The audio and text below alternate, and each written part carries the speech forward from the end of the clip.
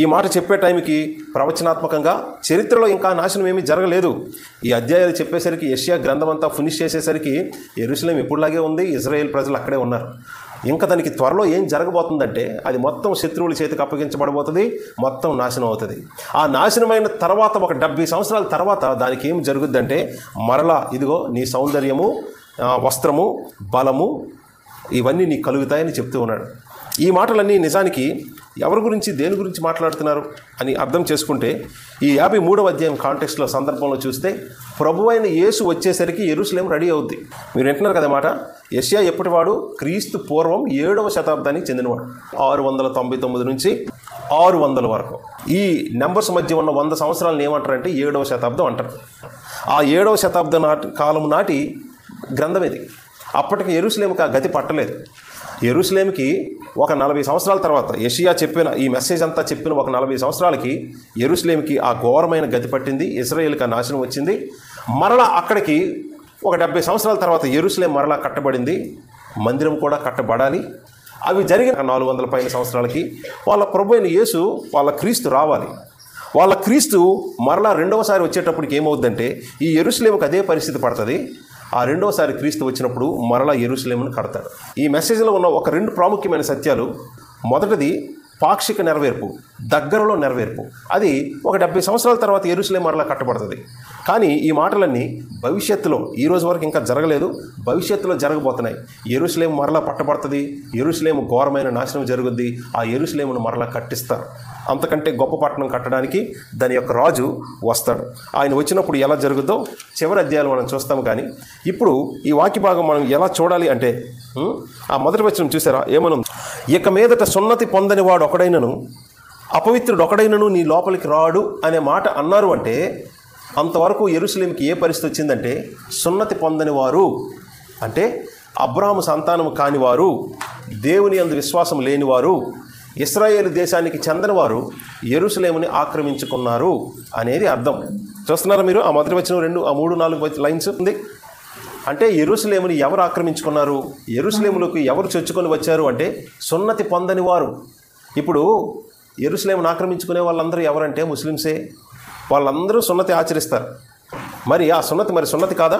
మరి ఇక్కడ ప్రభు ఏం చెప్తున్నారు? సున్నతి పొందినవాడు ఒకడు కూడా నీ లోపలికి రాడు అని అన్నారంటే ఈ మాట దేని గురించి? ఇప్పుడు ఇజ్రాయేల్ని, యెరూషలేముని ఆక్రమించుకునే వాళ్ళందరూ కూడా సున్నతి పొందిన ముస్లిమ్సే కదా. వాళ్ళు అనుకుంటున్నారు ఈ దేవుడైన యెహోవాతో సంబంధం కలిగి ఉండాలంటే సున్నతి పొందుకుంటే చాలు అని అనుకుంటున్నారు. పాపం సున్నతే కాదు. ఒకవేళ విశ్వాసం లేకపోతే, హృదయానికి సున్నతి లేకపోతే, హృదయానికి సున్నతి అంటే ఏంటో తెలుసు కదండి. సున్నతి అంటే సుంతి ఆపరేషన్, మగవాళ్ళకి చేసేది. అది చేసేటప్పుడు కొన్ని రోజులు దుఃఖంతో, నొప్పితో వాళ్ళు మంచం మీద ఉంటారు. ఫ్రీగా నడవలేరు, తిరగలేరు కూడా. ఈ విషయం మనం అనేకసార్లు బైబిల్లో చూస్తాం. హృదయానికి సున్నతిలో కూడాను ఆ నొప్పే, బాధ ఉండాలి. హృదయానికి నొప్పి, బాధ దేని బట్టి కలుగుద్ది, ఎప్పుడు కలుగుద్ది అంటే బైబిల్లో దానికి ఉపయోగించిన మాటే విరిగి నలిగిన హృదయము, మారు మనస్సు, పశ్చాత్తాపము అనే మాట. హృదయానికి సున్నతి అంటే మారు మనస్సు, పశ్చాత్తాపం. మన పాపములు బట్టి మనకి ఆ నొప్పి, ఆ బాధ కలగాలి. హృదయానికి సున్నతి కలగడం అంటే ఖచ్చితంగా మారు మనస్సు, పశ్చాత్తాపమే. హృదయానికి సున్నతి లేకుండా శరీరంలో సున్నతి చేసుకోవడం సున్నతే కాదు అని పౌలు గారు ఆయన పత్రికల్లో చాలా స్పష్టంగా చాలాసార్లు మాట చెప్పారు. కాబట్టి సున్నతి పొందని వారు, ఆ మాటకి అర్థం రెండో మాటలో ఏమని ఇచ్చారో తెలుసా? అపవిత్రుడు ఒకడైనను నీ లోపలికి రాడు అని ఉంది. ఎవరు అపవిత్రులు అంటే సున్నతి పొందని వారు. సున్నతి పొందని వారు ఎవరంటే ఈరోజు క్రైస్తవుల్లో కూడా సున్నతి లేదు, సున్నతి ఆచారం లేదు. మరి పాత నిబంధన గ్రంథం అంతా అంత సీరియస్గా చెప్పినప్పుడు దేవుడు మరి ఈ సున్నతి గురించి క్రైస్తవులకు ఎందుకు దేవుడు చెప్పలేదంటే, బాబు నేను ఆ రోజు కూడా సున్నతి గురించి మాట్లాడింది ఈ సున్నతి గురించే, హృదయానికి కలగాల్సిన సున్నతి గురించే. హృదయానికి సున్నతి కలగడం అంటే మారు మనస్సు, పశ్చాత్తాపం. ఇది లేకుండా అంటే నిజమైన విశ్వాసము, మారు మనస్సు, మీ పాపాల విషయమై పశ్చాత్తాపం, ఇది మీకు కలగకుండా మీరు అర్థం చేసుకుంటున్నారా? శరీరంలో సున్నతి ఆపరేషన్ చేసుకున్నా కానీ అది సున్నతి కింద లెక్కింపబడదు, అది సున్నతిగా చూడబడదు అన్న విషయం మీరు అర్థం చేసుకోవాలి.